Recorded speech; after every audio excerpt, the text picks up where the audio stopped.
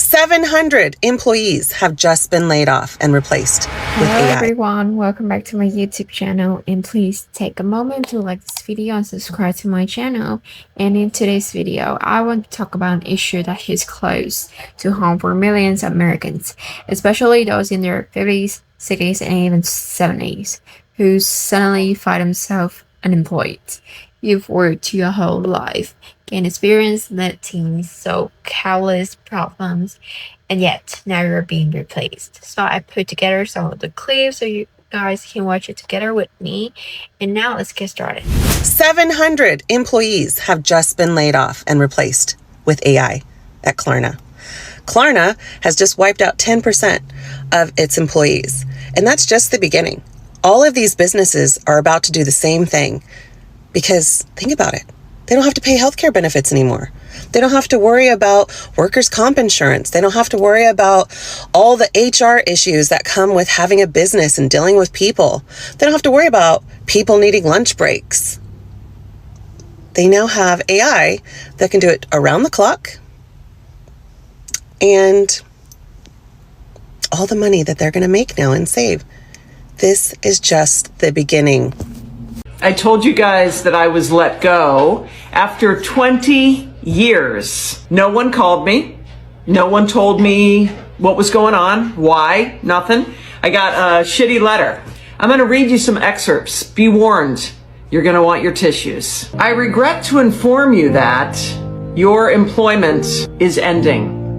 This decision is based on a strategic business decision regarding the company's position on the current market. Please make sure all relevant files are shared. Your final timesheet is due. If you have any questions, let us know. So my husband got laid off from his job this week, and he's been looking for a job for months, like 6 months he's been looking for a job. The problem is nobody's willing to pay what he's making now. So everywhere that he was applying, he's gonna have to take a pay cut. He works in manufacturing, warehouse, logistics, driving a fork truck and doing all those things, right? So he's been applying for months. The problem is, 1, nobody's hiring. 2, even if they are hiring, they can't meet him at the pay that he's already making. So he's going to take a pay cut no matter what. I'm sorry, our lifestyle is not going to fit in a pay cut. No, we can't do that. We have bills to pay. We have a lifestyle that we live. And in order to maintain, we need to make or exceed our current income. We can't take pay cuts. My advice to him was, no, don't just go willy-nilly applying for any type of job. Apply for the jobs you want, collect unemployment for a few weeks, and actually start applying for part-time jobs. If you get 2 jobs making $18, $20 an hour, you're going to be at or above what you're currently making. So that's my advice. I would consider that, but I carry our insurance.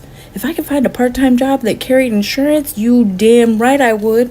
I get sick of going to my same job full-time, 40 hours plus a week. I'm so sick of it. I would work 2 part-time jobs. I would break up my day, split it up like that. I sure would. I don't know why I never thought about this before. If you can't find a full-time job making the money that you're currently making, in order to avoid a pay cut, get 2 part-time jobs, making $15 to $20 an hour, and you should be set. So it's been about 30-ish hours since I got laid off from my job. I got a TikTok notification of a video that I posted a year ago today, and a year ago today, I was getting an offer for this job. It's kind of wild how different this layoff is feeling than my previous layoff in December 2022. When I was laid off in December 2022, I felt this huge relief when I got laid off. I knew the company was not a good fit. I knew that I didn't want to stay for very long. And so I was just so grateful and received a very generous severance package considering how much time I had been there. This time around, I'm not gonna lie, feels a lot different. And it's because I did envision myself having a future with this company. I'm genuinely bummed to not be working. And I keep seeing and hearing from people that the job market is a lot worse right now than it was a year ago. It's taking people a lot longer to get hired. The bar is much higher. I have friends who have been unemployed for over 6 months, over 8 months. Today, I'm not doing anything other than allowing myself to be sad. I stayed in bed until like 10 a.m. I binge watched some reality television. I went on a walk with my dog, and I'm like, that was my big thing for the day. On Monday, I will announce it to my LinkedIn network that I've been laid off, and that will kind of kick off the official start of my job search. But for the next few days, I'm just gonna be sad, and self-care is... Hi, TikTok friends. I want to invite you to come join me on this new journey from being laid off to being fired up. After 20 years in marketing for corporate America, I recently returned to work after taking an FMLA leave to find that my job was gone. And I don't know what exactly is next, but I am definitely fired up to figure it out. Starting right here in my home, I'm going to focus on doing one budget-friendly project at a time, while, of course, I'm looking for that new marketing role, because I've heard healing and home projects go hand in hand. I don't know who I heard it from, but we're going to give it a try. So if you're navigating a life reset, or you just love a good transformation story, go ahead and give me a like and a follow. And let's do this together. Let's support each other. And let me know too if you have any budget-friendly tips. I'm always open. So I look forward to connecting and having you on this journey with me. I got laid off in my 50s, and let me tell you, I learned the lesson the hard way. So after that experience, I told myself, I don't want to go work for somebody else anymore. I don't want to trade my time for money. I want the freedom to do my own thing, to call my own shots. I was working at the office while my girls were growing up, so I missed out on a lot of moments, and that is one of the hardest pills for me to swallow. So I came online and I just learned that there are so many things that you can do. You can actually have multiple streams of income. So I'm doing digital marketing. Under that, there's affiliate marketing. I'm actually doing letter writing. The latest is I'm part of a subscription-based business. You have an opportunity to earn money by just sharing a link. So if you're like me, especially somebody who is older and want to start saving up for retirement, or even want to find ways to get rid of your 9-to-5, comment info or go to the LINK in my profile page. You'll see all the different opportunities that I'm taking advantage of. Today was the coldest day in Seattle in 33 years, so I am bundled up. I want to talk about the layoffs at Google and at Amazon. There's been more layoffs than that. Those are the big company layoffs. And as often happens, when the big companies make a move, it helps you read the tea leaves for what is going to be going on across the industry. So it makes sense to pay attention to what Google and Amazon did. First, these layoffs were not necessarily expected by most people. Second, they were kind of predictable if you look at where they did the layoffs. In general, larger companies are laying off in spaces where the old tech that they built before large language models like ChatGPT were launched, that was AI, but that was not based on a large language model, that's all getting hollowed out. So they are letting go of teams like, for example, Amazon has been doing layoffs in the Alexa division. If you were an engineer, if you were a product manager, if you worked in that division and you were working on machine learning technology that was not an LLM, that was used to make those products better, that was used to make Alexa a more interactive and conversational experience, guess what? In general, ChatGPT just ate your lunch because they opened up a voice thing and now you can just chat with ChatGPT, and GPT-4 is the most conversational experience we have. And Sam Altman is talking about GPT-5 already. And apparently Bill Gates tried it out and loves it. So, you know, for what it's worth. The point I want to make is that the takeaway here is that large language models are disruptive. They are disruptive to other AI technology, especially in conversational spaces.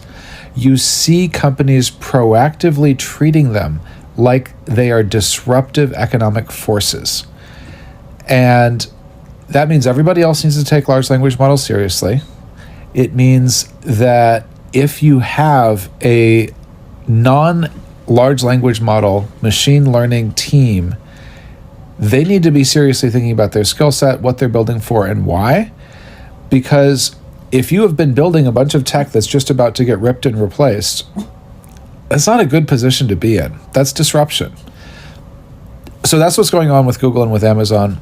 If you look across the rest of the industry, it's the start of a big rip and replace motion. AI is being upended by large language models. It doesn't mean that every single thing is going to be a large language model. And it also doesn't mean that it will the machine learning stacks will only have large language models in them. That is a common misconception, and it's not true. It does mean that large language models at the core is the new default standard if you're working with language or conversation. And if you had a system, even if it was a big productionized system like Alexa, and it didn't have a large language model at the core, you're going to be looking at how you can lean down so that you can rebuild your stack with the right talent. And that is what is going on, more or less. The other piece, the other part of the sort of the layoff picture is that executives at these large companies are anticipating a ton of disruption in the broader market, and they want to position their companies to catch that disruption, to catch the benefits of that disruption. And that means if they see business models that they don't think have legs, that they don't think are going to be the future, they are going to do cuts. Twitch has not been able to turn a profit. Twitch had massive layoffs at Amazon. And that's because fundamentally, those teams that are not turning profits, that are not ringing the cash register, are not going to be tolerated in a world where all the investment dollars have to go into AI.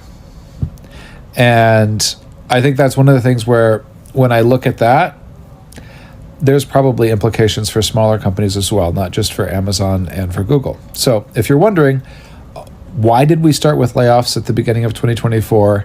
Is this all happening all over again? Is it bad? Is it bad? It's actually different. It's not the same as 2023. 2023, this was just as ChatGPT was coming on the scene, but a lot of the layoffs were actually associated with the times of really easy money, the zero interest rates. I would say it was a more interest rate driven phenomenon than necessarily an AI driven phenomenon. Whereas this year, we've had AI come in, executives have time to understand it, they've seen the disruption. This is about AI. So there you go. That's my 2 cents. That's why we've been having some layoffs. It sucks for folks involved. And I am wishing all of you, if you were affected, the very best. And I hope that you can find new roles soon. It is tough out there. And it is the kind of place where you want to be persistent and you want to find a way to keep your hopes up. I've been laid off before. It's really rough. So there you go. Sending my best to folks who are affected. And that is the end of our video today, everyone. Now I want to share some of my personal thoughts.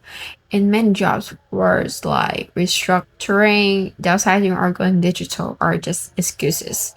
Curious, older workers with the most experience and the highest pay are often the first to go. Today, society puts youth on a pedestal. There is a hidden belief younger means faster, more creative, and cheaper. So older workers get pushed out, not because they can't do the job, but because they are seen as too expensive and or too slow. Companies never say this directly to you. Instead, they use nice sounding phrases like, we want fresh energy. Sorry. We want fresh energy, or we're moving toward digital, but really it's a way of replacing older people. At 50 or 60, many still have a house payment, kids to support, or elderly parents to care for. Losing a job at that age is a huge shock to them. Nothing like losing one at 25. We see this in schools, hospitals, and tech.